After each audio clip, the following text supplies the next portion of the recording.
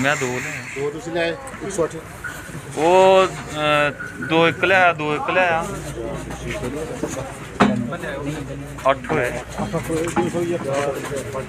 अलग कोई पता नहीं है बाज भी कोई भेजना को अलग कोई पता नहीं है बाज भी कोई भेजना को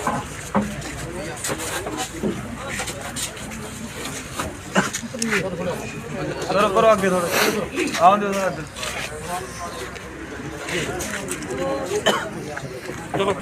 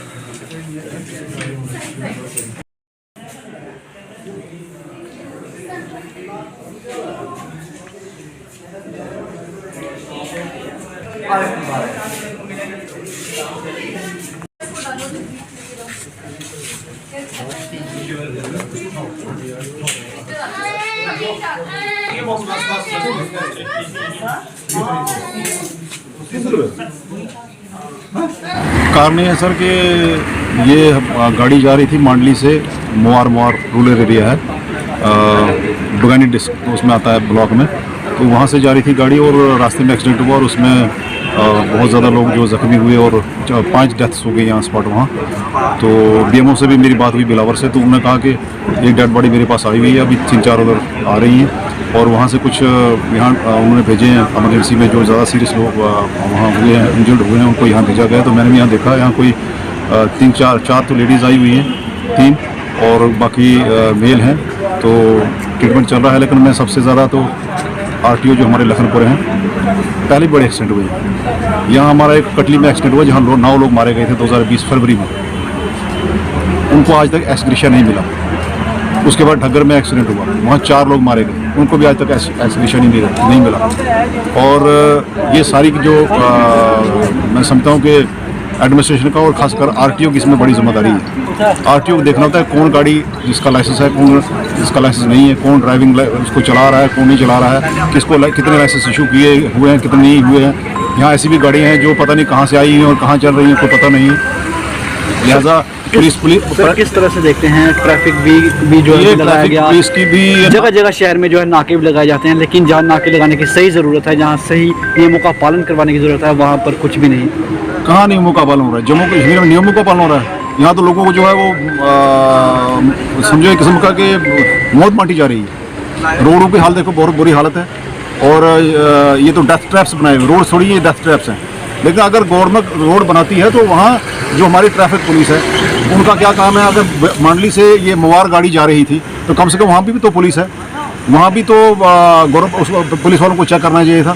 और जो गाड़ियाँ चल रही हैं खासकर रूरल एरियाज़ में, चाहे रूरल हों चाहे वो अर्बन एरियाज़ में हों, कम से कम ट्रैफिक पुलिस वालों का ये काम है कि उनका डॉक्यूमेंट्स चेक किए जाए। और जो बिना लाइसेंस के गाड़ी है, बिना इंश्योरेंस के गाड़ी है, बिना किसी डॉक्यूमेंट के पूरे उसके गाड़ी के पूरे नहीं है, कोई गाड़ियाँ कोई दिल्ली से, कोई हिमाचल से, पता नहीं कहाँ से गाड़ियाँ लाते हैं लोग और उनको आप चलने देते हो यहाँ। तो मुझे लगता है कि इसमें ट्रैफिक पुलिस का भी कसूर है। और जो हमारे आरटीओज़ हैं जो जहाँ लखनपुर से हैं, उनको भी ये इसमें सख्त एक्शन लेना चाहिए।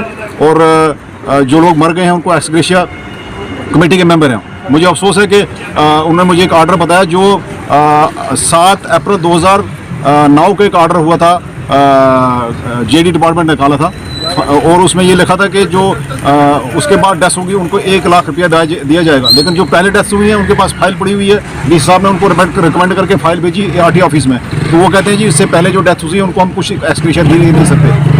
तो ये तो जो मर गया उसको तो जो आगे मर गया या पीछे मर गया, जिनके पास जो फाइलें इनके पास आई हैं उनको तो एक्सक्रीशन मिलना चाहिए ना, वो हकदार हैं उसके, वो तो गवर्नमेंट को देना चाहिए।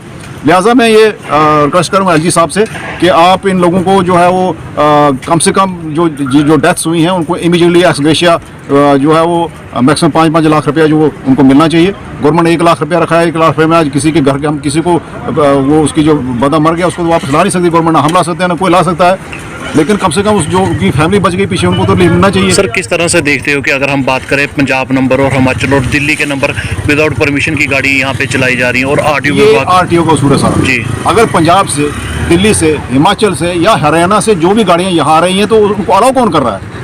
वो तो आरटीओ की जिम्मेदारी है ना, चाहे वो लखनपुर आरटीओ है चाहे जम्मू आरटीओ, जितने भी आरटीओज हैं इस JKUT में, उनको बिना लाइसेंस के, बिना वो डॉक्यूमेंट्स पूरे है नहीं, बिना इंश्योरेंस के या बिना लाइसेंस के कोई गाड़ी चला रहा है तो वो आरटीओ का काम है उनको चेक करना और वो सारी गाड़ी सीज किया जाना चाहिए। सीधी सी बात है। अगर ये डेथ, ये जो एक्सीडेंट उनको कम करने हैं तो ये सारी गाड़ियाँ जो है वो सीज करना चाहिए। क्या लगता है सर आपको कि आरटीओ विभाग की कहीं नालायकी सामने है कि विदाउट पासिंग गाड़ियाँ वहाँ पे चलाई जा रही हैं? और अगर हम लाइसेंस की बात करें कि उस एरिया में तो लाइसेंस भी नहीं है उनके पास और वो बिना रूरल एरियाज में जो है वो तो गाड़ियाँ तकरीबन सारी जो है वो कहीं से आई हुई कहीं से आई हुई है। लिहाजा इसमें आरटीओ को जो है उसमें चेक करना चाहिए, सब गाड़ियाँ जो हैं उनको चेक करके और बिना डॉक्यूमेंट से, बिना लाइसेंस के, बिना किसी और डॉक्यूमेंट्स, प्रॉपर डॉक्यूमेंट्स के गाड़ियाँ तो उनको सील करना चाहिए, उनको चलाना नहीं चाहिए ताकि हमारे लोग तो बच जाए कम से कम। गाड़ी में तो वो कह रहे हैं 26-27 थे, मैंने BM से पता किया तो अभी एक डेड बॉडी जो है वो बिलावर हॉस्पिटल में पहुंच चुकी है, लेकिन उन्होंने बताया कोई 5 लोग जो हैं वो ऑन स्पॉट ही डेथ हो गई है और एक गहरी खाई में जो ये गिरी है क्या नाम मिनी बस, और उसमें 5 लोगों ने बताया कि ऑन स्पॉट डेथ हो चुकी है। एक डेड बॉडी एक की पहुंची है से भी बिलावर, बाकी आने वाली है।